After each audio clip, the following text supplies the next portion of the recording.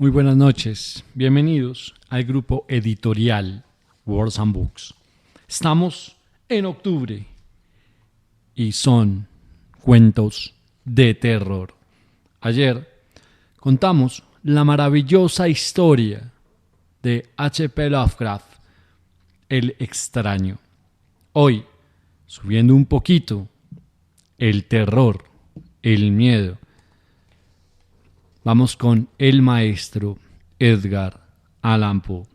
Pero aún para llegar a los más terroríficos nos faltan 18 días.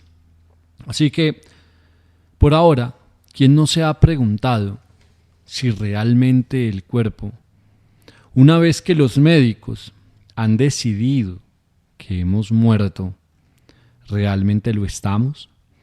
¿Y qué pasaría si no fuese así?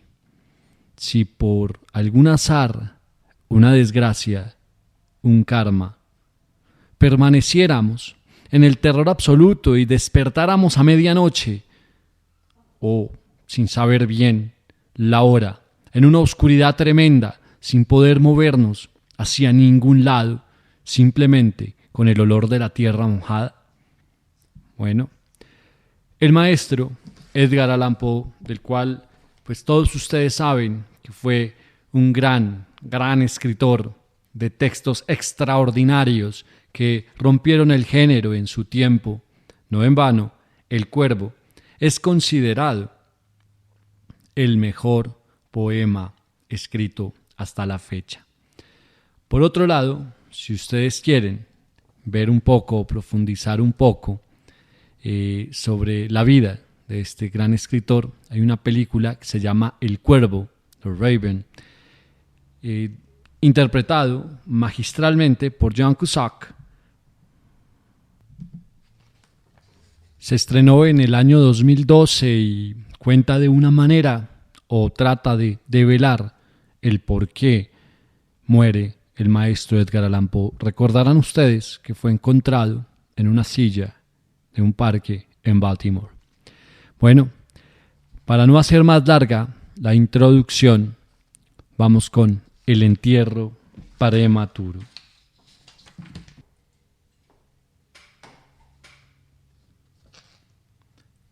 El entierro prematuro.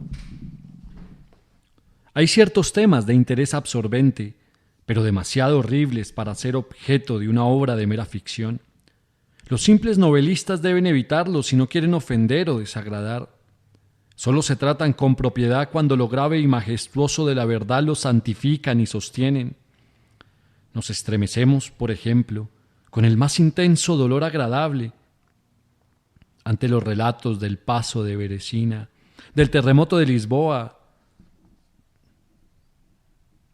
de la peste de Londres y de la matanza de San Bartolomé, o de la muerte por asfixia de los 123 prisioneros en el agujero negro de Calcuta.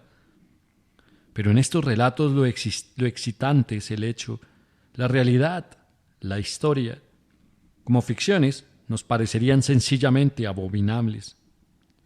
He mencionado algunas de las más destacadas y augustas calamidades que registra la historia, pero en ellas el alcance, no menos que el carácter de la calamidad, es lo que impresiona tan vivamente la imaginación.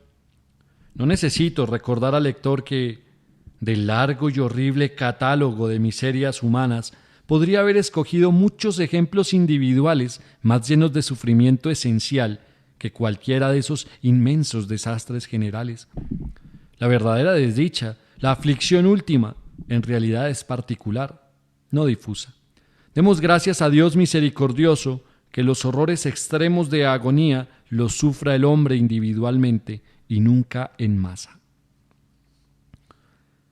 Ser enterrado vivo es, sin ningún género de duda, el más terrorífico extremo que jamás haya caído en suerte a un simple mortal, que le ha caído en suerte con frecuencia, con mucha frecuencia. Nadie con capacidad de juicio lo negará. Los límites que separan la vida de la muerte son, en el menor de los casos, borrosos e indefinidos. ¿Quién podría decir dónde termina uno y dónde empieza el otro? Sabemos que hay enfermedades en las que se produce un ceso total de las funciones aparentes de la vida y, sin embargo, ese cese no es más que una suspensión, para llamarle por su nombre. Hay solo pausas temporales en el incomprensible mecanismo. Transcurrido cierto periodo, algún misterioso principio oculto pone de nuevo en movimiento los mágicos piñones y las ruedas fantásticas.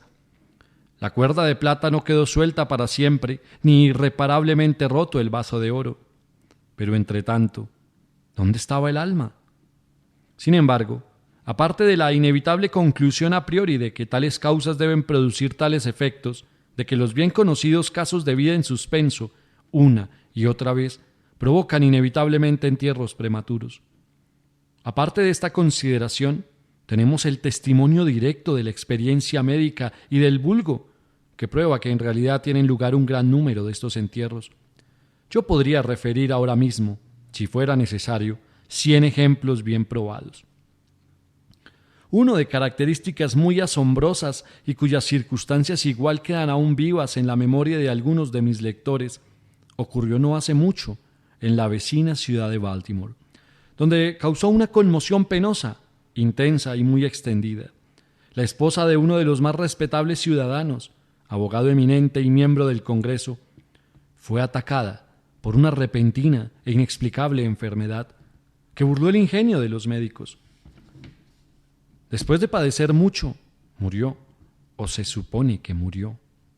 Nadie sospechó, y en realidad no había motivos para hacerlo, de que no estaba verdaderamente muerta. Presentaba todas las apariencias comunes de la muerte. El rostro tenía el habitual contorno contraído y sumido. Los labios mostraban la habitual palidez marmórea. Los ojos no tenían brillo. Faltaba el calor. Cesaron las pulsaciones. Durante 3 días el cuerpo estuvo sin enterrar.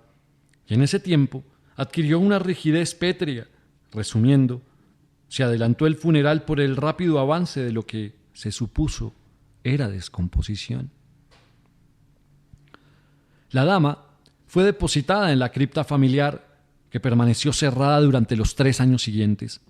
Al expirar ese plazo, se abrió para recibir un sarcófago, pero ¡ay! ¡Qué terrible choque esperaba el marido cuando abrió personalmente la puerta! Al empujar los portones, un objeto vestido de blanco cayó rechinando en sus brazos. Era el esqueleto de su mujer con la mortaja puesta.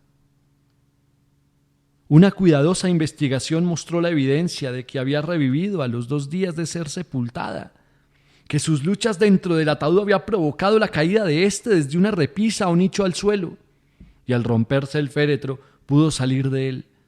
Apareció vacía una lámpara que accidentalmente se había dejado llena de aceite dentro de la tumba. Puede, no obstante, haberse consumido por evaporación.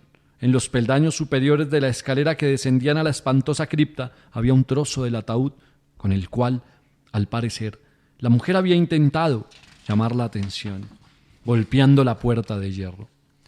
Mientras hacía esto, probablemente se desmayó o quizá murió de puro terror.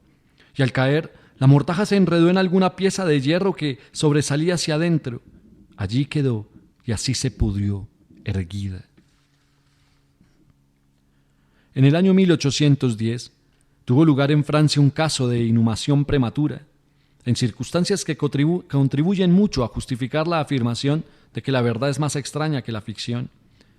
La heroína de la historia era Mademoiselle Victorine Lafourcade, una joven de ilustre familia, rica y muy guapa.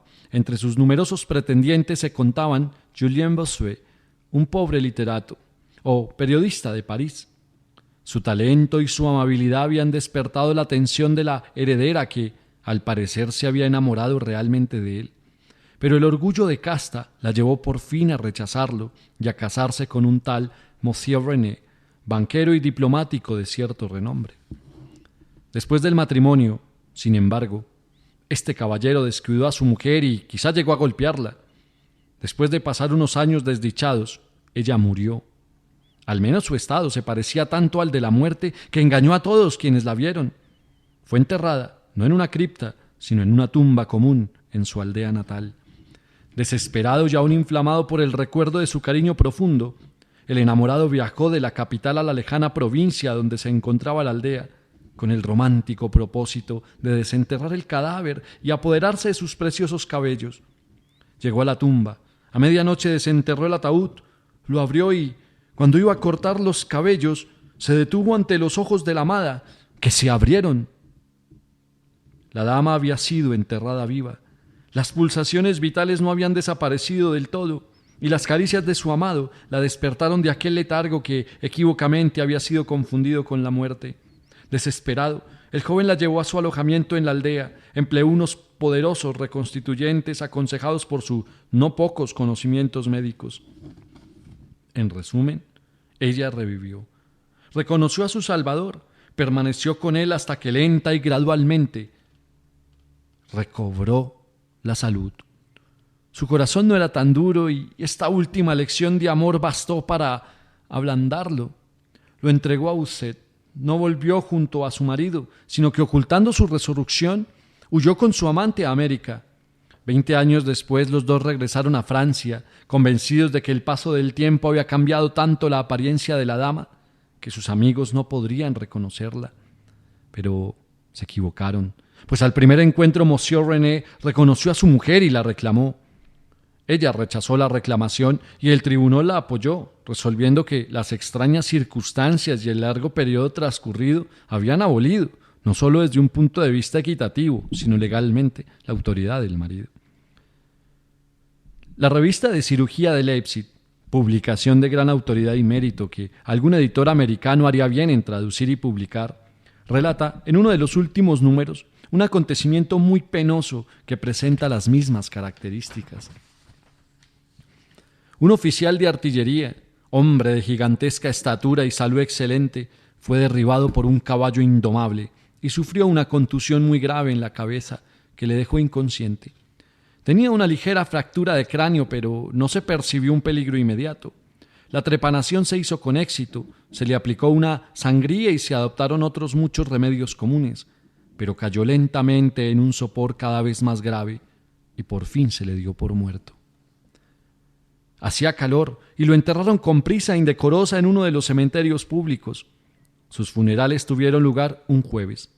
Al domingo siguiente, el parque del cementerio, como de costumbre, se llenó de visitantes y alrededor del mediodía se produjo un gran revuelo, provocado por las palabras de un campesino que, habiéndose sentado en la tumba del oficial, había sentido removerse la tierra, como si alguien estuviera luchando abajo. Al principio nadie prestó demasiada atención a las palabras de este hombre, pero su evidente terror y la terca insistencia con que repetía su historia produjeron al fin su natural efecto en la muchedumbre. Algunos con rapidez consiguieron unas palas, y la tumba, vergonzosamente superficial, estuvo en pocos minutos tan abierta que dejó al descubierto la cabeza de su ocupante. Daba la impresión de que estaba muerto, pero aparecía casi sentado dentro del ataúd, cuya tapa, en furiosa lucha, había levantado parcialmente. Inmediatamente lo llevaron al hospital más cercano, donde se le declaró vivo, aunque en estado de asfixia. Después de unas horas volvió en sí, reconoció a algunas personas conocidas y con frases inconexas relató sus agonías en la tumba. Por lo que dijo, estaba claro que la víctima mantuvo la conciencia de vida durante más de una hora después de la inhumación, antes de perder los sentidos. Habían rellenado la tumba, sin percatarse, con una tierra muy porosa, sin aplastar, y por eso le llegó un poco de aire. Oyó los pasos de la multitud sobre su cabeza y a su vez trató de hacerse oír. El tumulto en el parque del cementerio, dijo, fue lo que seguramente lo despertó de un profundo sueño, pero al despertarse se dio cuenta del espantoso horror de su situación. Este paciente, según cuenta la historia, iba mejorando y parecía encaminado hacia un restablecimiento definitivo, cuando cayó víctima de la charlatanería de los experimentos médicos. Se le aplicó la batería galvánica y expiró de pronto en uno de esos paroxismos extáticos en que ocasiones produce. La mención de la batería galvánica, sin embargo, me trae a la memoria un caso bien conocido y muy extraordinario, en que su acción resultó ser la manera de devolver la vida a un joven abogado de Londres que estuvo enterrado 2 días. Esto ocurrió en 1831 y entonces causó profunda impresión en todas partes donde era tema de conversación. El paciente, El señor Edward Stapleton había muerto, aparentemente de fiebre tifoide acompañada de unos síntomas anómalos que despertaron la curiosidad de sus médicos. Después de su aparente fallecimiento, se pidió a sus amigos la autorización para un examen post-mortem. Pero estos se negaron. Como sucede a menudo ante estas negativas, los médicos decidieron desenterrar el cuerpo y examinarlo a conciencia, en privado. Fácilmente llegaron a un arreglo con uno de los numerosos grupos de ladrones de cadáveres que abundan en Londres.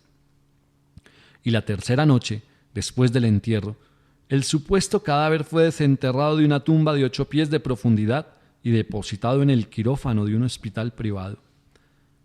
Al practicársele una incisión de cierta longitud en el abdomen, el aspecto fresco e incorrupto del sujeto sugirió la idea de aplicar la batería. Hicieron sucesivos experimentos con los efectos acostumbrados, sin nada de particular en ningún sentido, salvo, en 1 o 2 ocasiones, una apariencia de vida mayor de la norma en cierta acción convulsiva. Era ya tarde, iba a amanecer y se creyó oportuno, al fin, proceder inmediatamente a la disección. Pero uno de los estudiosos tenía un deseo especial de experimentar una teoría propia e insistió en aplicar la batería a uno de los músculos pectorales. Tras realizar una tosca incisión, se estableció apresuradamente un contacto. Entonces el paciente, con un movimiento rápido pero nada convulsivo, se levantó de la mesa, caminó hacia el centro de la habitación, miró intranquilo a su alrededor unos instantes y entonces habló. Lo que dijo fue ininteligible, pero pronunció algunas palabras y silabeaba claramente. Después de hablar, se cayó pesadamente al suelo.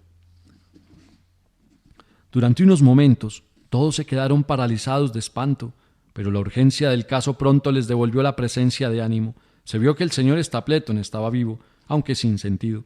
Después de administrarle éter, volvió en sí y rápidamente recobró la salud, retornando a la sociedad de sus amigos, a quienes, sin embargo, se les ocultó toda noticia sobre la resurrección hasta que ya no se temía una recaída. Es de imaginar la maravilla de aquellos y su extasiado asombro. El dato más espeluznante de este incidente, sin embargo, se encuentra en lo que afirmó el mismo señor Stapleton. Declaró que en ningún momento perdió todo el sentido, que de un modo borroso y confuso percibía todo lo que le estaba ocurriendo desde el instante en que fuera declarado muerto por los médicos hasta cuando cayó desmayado en el piso del hospital. «¡Estoy vivo!» fueron las incomprendidas palabras que, al reconocer la sala de disección, había intentado pronunciar en aquel grave instante de peligro. Sería fácil multiplicar historias como estas, pero me abstengo porque en realidad no nos hacen falta para establecer el hecho de que suceden entierros prematuros, cuando reflexionamos en las raras veces en que, por la naturaleza del caso, tenemos la posibilidad de descubrirlos. Debemos admitir que tal vez ocurren más frecuentemente de lo que pensamos. En realidad, casi nunca se han removido muchas tumbas de un cementerio, por alguna razón, sin que aparecieran esqueletos en posturas que sugieren la más espantosa de las sospechas. La sospecha es espantosa, pero es más espantoso el destino. Puede afirmarse sin vacilar que ningún suceso se presta tanto a llevar al colmo de la angustia física y mental como el enterramiento antes de la muerte, la insoportable opresión de los pulmones, las emanaciones sofocantes de la tierra húmeda, la mortaja que se adhiere, el rígido abrazo de la estrecha morada, la oscuridad de la noche absoluta, el silencio como un mar que abruma, la invisible pero palpable presencia del gusano vencedor. Estas cosas, junto con los deseos del aire y de la hierba que crecen arriba, con el recuerdo de los queridos amigos que volarían a salvarnos si se enteraran de nuestro destino, y la conciencia de que nunca podrán saberlo, de que nuestra suerte irremediable es la de los muertos de verdad. Estas consideraciones, digo, llevan el corazón a un palpitante a un grado de espantoso e insoportable horror, ante el cual la imaginación más audaz retrocede. No conocemos nada tan angustioso en la tierra, no podemos imaginar nada tan horrible en los dominios del más profundo infierno, y por eso todos los relatos sobre este tema despiertan un interés profundo, interés que, sin embargo, gracias a la temerosa reverencia hacia este tema, depende justa y específicamente de nuestra creencia en la verdad del asunto narrado. Lo que voy a contar ahora es mi conocimiento real, mi experiencia efectiva y personal.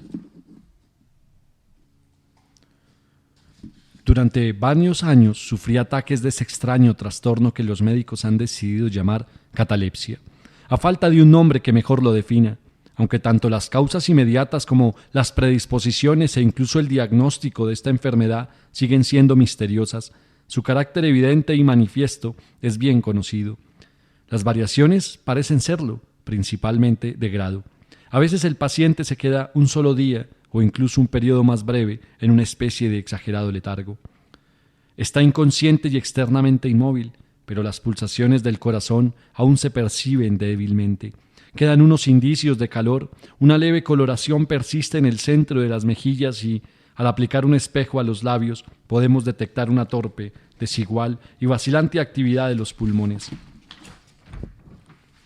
Otras veces, el trance dura semanas e incluso meses, mientras el examen más minucioso y las pruebas médicas más rigurosas no logran establecer ninguna diferencia material entre el estado de la víctima y lo que concebimos como muerte absoluta. Por regla general, lo salvan del entierro prematuro sus amigos, que saben que sufría anteriormente de catalepsia y la consiguiente sospecha, pero sobre todo le salva la ausencia de corrupción. La enfermedad, por fortuna, avanza gradualmente. Las primeras manifestaciones, aunque marcadas, son inequívocas. Los ataques son cada vez más característicos y cada uno dura más que el anterior. En esto reside la mayor seguridad de cara a evitar la inhumación. El desdichado cuyo primer ataque tuviera la gravedad con que en ocasiones se presenta, sería casi inevitablemente llevado vivo a la tumba. Mi propio caso no difería en ningún detalle importante de los mencionados en los textos médicos. A veces, sin ninguna causa aparente, me hundía poco a poco en un estado de semisíncope o casi desmayo, y ese estado, sin dolor, sin capacidad de moverme o realmente de pensar, pero con una borrosa y letárgica conciencia de la vida y de la presencia de los que rodeaban mi cama, duraba hasta que las crisis de la enfermedad me devolvía, de repente, el perfecto conocimiento. Otras veces el ataque era rápido, fulminante. Me sentía enfermo, aterido, helado, con escalofríos y mareos, y de repente me caía postrado. Entonces, durante semanas todo estaba vacío, negro, silencioso, y la nada se convertía en el universo. La total aniquilación no podía ser mayor. Despertaba, sin embargo, de estos últimos ataques lenta y gradualmente, en contra de lo repentino del acceso. Así como amanece el día para el mendigo que vaga por las calles en la larga y desolada noche de invierno, sin amigos ni casa, así lenta, cansada, alegre, volvía a mí la luz del alma. Pero aparte de esta tendencia al síncope, mi salud general parecía buena, y no hubiera podido percibir que sufría esta enfermedad, a no ser que una peculiaridad de mi sueño pudiera considerarse provocada por ella. Al despertarme, nunca podía recobrar enseguida el uso completo de mis facultades y permanecía siempre durante largo rato en un estado de azoramiento y perplejidad, ya que las facultades mentales en general y la memoria en particular se encontraban en absoluta suspensión. En todos mis padecimientos no había sufrimiento físico, sino una infinita angustia moral. Mi imaginación se volvió macabra, hablaba de gusanos, de tumbas, de epitafios. Me perdía en meditaciones sobre la muerte y la idea del entierro prematuro se apoderaba de mi mente. El espeluznante peligro al cual estaba expuesto me obsesionaba día y noche. Durante el primero, la tortura de la meditación era excesiva. Durante la segunda, era suprema. Cuando las tétricas tinieblas se extendían sobre la tierra, entonces, presa de los más horribles pensamientos, temblaba como las trémulas plumas de un coche fúnebre. Cuando mi naturaleza ya no aguantaba la vigilia, me sumía en una lucha que al fin me llevaba al sueño, pues me estremecía pensando que, al despertar, podía encontrarme metido en una tumba. Y cuando por fin me hundía en el sueño, lo hacía solo para caer de inmediato en un mundo de fantasmas sobre el cual flotaba, con inmensas y tenebrosas alas negras, la única, predominante y sepulcral idea. De las innumerables imágenes melancólicas que me oprimían en sueños, elijo para mi relato una visión solitaria. Soñé que había caído en un trance cataléptico de más duración y profundidad que lo normal.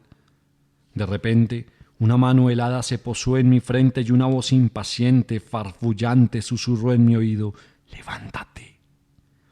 Me incorporé.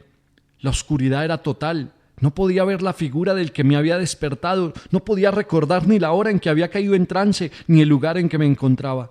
Mientras seguía inmóvil, intentando ordenar mis pensamientos, la fría mano me agarró con fuerza por la muñeca, sacudiéndola con petulancia, mientras la voz farfullante decía de nuevo: «Levántate, ¿no te he dicho que te levantes?»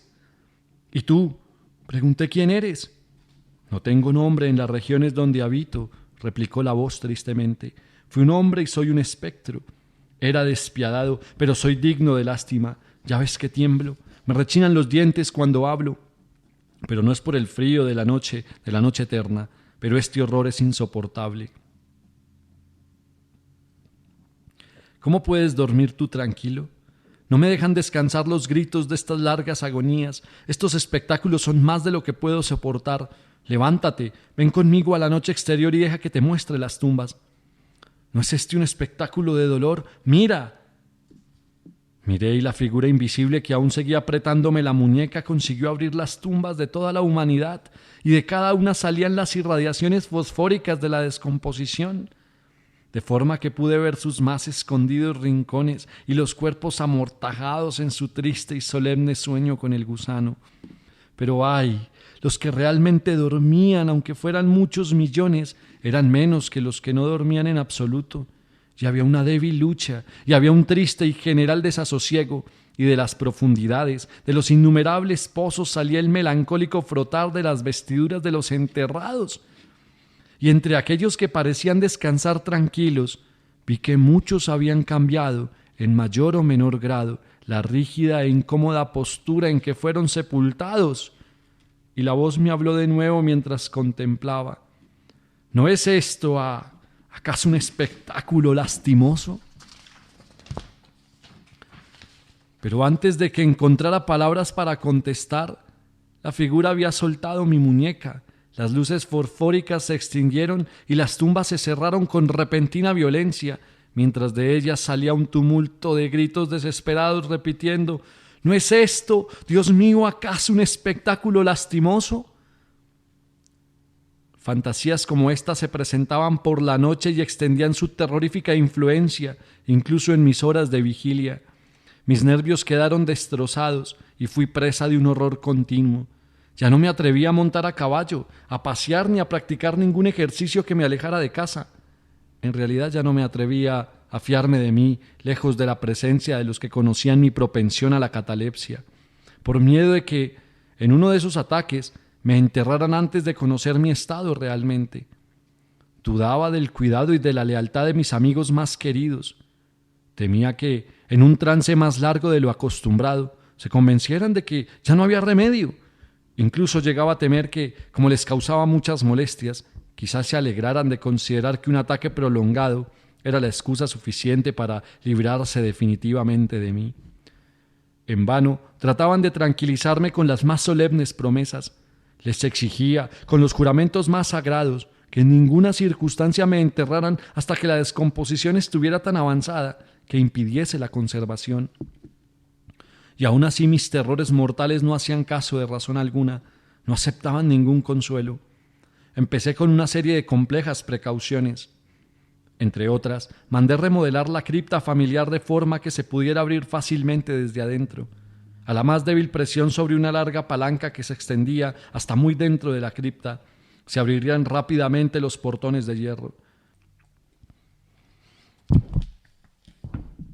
También estaba prevista la entrada libre de aire y de luz y adecuados recipientes con alimentos y agua al alcance del ataúd preparado para recibirme. Este ataúd estaba acolchado con un material suave y cálido y dotado de una tapa elaborada según el principio de la puerta de la cripta, incluyendo resortes ideados de forma que el más débil movimiento del cuerpo sería suficiente para que se soltara. Aparte de esto, del techo de la tumba colgaba una gran campana cuya soga pasaría. Estaba previsto por un agujero en el ataúd y estaría atada a una mano del cadáver. Pero ¡ay! ¿De qué sirve la precaución contra el destino del hombre? Ni siquiera estas bien urdidas seguridades bastaban para librar de las angustias más extremas de la inhumación en vida a un infeliz destinado a ellas. Llegó una época, como me había ocurrido antes a menudo, en que me encontré emergiendo de un estado de total inconsciencia a la primera sensación débil e indefinida de la existencia. Lentamente, con paso de tortuga, se acercaba el pálido amanecer gris del día psíquico, un desasosiego aletargado, una sensación apática de sordo dolor. Ninguna precaución, ninguna esperanza, ningún esfuerzo. Entonces, después de un largo intervalo, un zumbido en los oídos. Luego, tras un lapso de tiempo más largo, una sensación de hormigueo o comezón en las extremidades. Después, un periodo aparentemente eterno de placentera quietud, durante el cual las sensaciones que se despiertan luchan por transformarse en pensamientos. Más tarde, otra corta zambullida en la nada, luego un súbito restablecimiento, al fin el ligero estremecerse de un párpado e inmediatamente después un choque eléctrico de terror mortal e indefinido que envía la sangre a torrentes desde las sienes al corazón. Y entonces el primer esfuerzo por pensar, y entonces el primer intento de recordar, y entonces un éxito parcial y evanescente, y entonces la memoria ha recobrado tanto su dominio que, en cierta medida, tengo conciencia de mi estado. Siento que no me estoy despertando de un sueño corriente, recuerdo que he sufrido de catalepsia, y entonces, por fin, como si fuera la embestida de un océano, el único peligro horrendo, la única idea espectral y siempre presente abruma mi espíritu estremecido. Unos minutos después de que esta fantasía se apoderase de mí, me quedé inmóvil. ¿Y por qué? No podía reunir valor para moverme, no me atrevía a hacer el esfuerzo que desvelara mi destino. Sin embargo, algo en mi corazón me susurraba que era seguro. La desesperación, tal como ninguna otra clase de desdicha produce, solo la desesperación me empujó, después de una profunda duda, a abrir mis pesados párpados.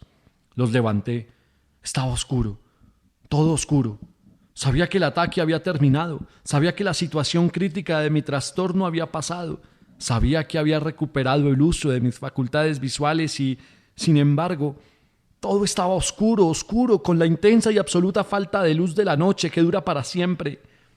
Intenté gritar, y mis labios y mi lengua reseca se movieron convulsivamente, pero ninguna voz salió de los cavernosos pulmones que, oprimidos por el peso de una montaña, jadeaban y palpitaban con el corazón en cada inspiración laboriosa y difícil. El movimiento de las mandíbulas, en el esfuerzo por gritar, me mostró que estaban atadas, como se hace con los muertos. Sentí también que yacía sobre una materia dura y algo parecido me apretaba los costados. Hasta entonces no me había atrevido a mover ningún miembro, pero al fin levanté con violencia mis brazos, que estaban estirados con las muñecas cruzadas, chocaron con una materia sólida que se extendía sobre mi cuerpo a no más de 6 pulgadas de mi cara. Ya no dudaba de que reposaba al fin dentro de un ataúd. Y entonces, en medio de toda mi infinita desdicha, vino dulcemente la esperanza como un querubín, pues pensé en mis precauciones. Me retorcí e hizo espasmódicos esfuerzos para abrir la tapa. No se movía. Me toqué las muñecas buscando la soga. No la encontré. Y entonces mi consuelo huyó para siempre. Y una desesperación aún más inflexible reinó triunfante, pues no pude evitar percatarme de la ausencia de las almohadillas que había preparado con tanto cuidado. Y entonces llegó de repente a mis narices el fuerte y peculiar olor de la tierra húmeda. La conclusión era irresistible. No estaba en la cripta. Había caído en trance lejos de casa entre desconocidos. No podía recordar cuándo y cómo, y ellos me habían enterrado como un perro, metido en algún ataúd común, cerrado con clavos y arrojado bajo tierra y para siempre, en alguna tumba común y anónima. Cuando este horrible convencimiento se abrió paso con fuerza hasta lo más íntimo de mi alma, luché una vez más por gritar, y este segundo intento tuvo éxito. Un largo, salvaje y continuo grito o alarido de agonía resonó en los recintos de la noche subterránea. «Oye, oye, ¿qué es eso?», dijo una áspera voz como respuesta. «¿Qué diablos pasa ahora?», dijo un segundo. «Fuera de ahí», dijo un tercero. «¿Por qué aúlla de esa manera como un gato montés?», dijo un cuarto. Y entonces unos individuos de aspecto rudo me sujetaron y me sacudieron sin ninguna consideración. No me despertaron del sueño, pues estaba completamente despierto cuando grité, pero me devolvieron la plena posesión de mi memoria. Esta aventura ocurrió cerca de Richmond, en Virginia. Acompañado de un amigo, había bajado en una expedición de caza unas millas por las orillas del río James. Se acercaba la noche cuando nos sorprendió una tormenta. La cabina de una pequeña chalupa anclada en la corriente y cargada de tierra vegetal nos ofreció el único refugio asequible. Le sacamos el mayor provecho posible y pasamos la noche a bordo. Me dormí en una de las 2 literas. No hace falta describir las literas de una chalupa de 60 o 70 toneladas. La que yo ocupaba no tenía ropa de cama, tenía una anchura de 18 pulgadas. La distancia entre el fondo y la cubierta era exactamente la misma. Me resultó muy difícil meterme en ella. Sin embargo, dormí profundamente y toda mi visión, pues no era ni un sueño ni una pesadilla, surgió naturalmente de las circunstancias de mi postura, de la tendencia habitual de mis pensamientos y de la dificultad que ya he mencionado de concentrar mis sentidos y sobre todo de recobrar la memoria durante largo rato después de despertarme. Los hombres que me sacudieron eran los tripulantes de la chalupa y algunos jornaleros contratados para descargarla. De la misma carga procedía el olor a tierra. La venda en torno a las mandíbulas era un pañuelo de seda con el que me había atado la cabeza, a falta de gorro para dormir. Las torturas que soporté, sin embargo, fueron indudablemente iguales en aquel momento a las de la verdadera sepultura. Eran de un horror inconcebible, increíblemente espantosas, pero del mal procede el bien, pues su mismo exceso provocó en mi espíritu una reacción inevitable. Mi alma adquirió temple, vigor, salí fuera. Hice ejercicios duros, respiré aire puro, pensé en más cosas que en la muerte. Abandoné mis textos médicos, quemé el libro de Buchan. No leí más pensamientos nocturnos, ni grandilocuencias sobre cementerios, ni cuentos de miedo como este. En muy poco tiempo me convertí en un hombre nuevo y viví una vida de hombre. Desde aquella noche memorable descarté para siempre mis aprensiones sepulcrales y con ellas se desvanecieron los achaques catalépticos, de los cuales quizá fueran menos consecuencia que causa. Hay momentos en que incluso para el sereno ojo de la razón, el mundo de nuestra triste humanidad puede parecer el infierno, pero la imaginación del hombre no es caratis para explorar con impunidad todas sus cavernas. ¡Ay! La torva legión de los terrores sepulcrales no se puede considerar como completamente imaginaria, pero los demonios, en cuya compañía Afrasiab hizo su viaje por el Oxus, tienen que dormir o nos devorarán. Hay que permitirles que duerman o pereceremos. Fin. Muchísimas gracias y esperamos que este maravilloso relato haya sido de su agrado. Feliz día y que disfruten, por supuesto, este mes de octubre entre historias fantasmagóricas y cuentos inolvidables.